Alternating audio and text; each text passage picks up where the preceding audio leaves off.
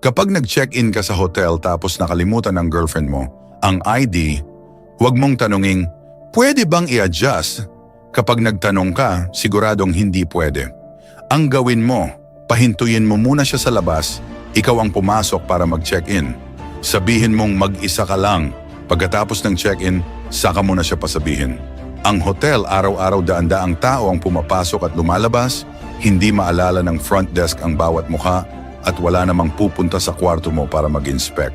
Kapag pumunta ka sa katabing subdivision para bisitahin ang kaibigan mo, diretso ka lang pumasok sa gate. Huwag mong tanungin ang guard kung pwede ka bang pumasok. Kapag hindi ka nagtanong, minsan hindi ka man lang titingnan ng guard. Pero kapag nagtanong ka, siguradong hindi ka papapasukin. Dati nung gumagamit pa ng cash, nailagay ko ang 12,000 piso sa bulsa ng jacket ko tapos naihulog ko sa washing machine. Nang dalhin ko sa bangko para i-deposit, nasabi ko pa na nalabhan ang pera.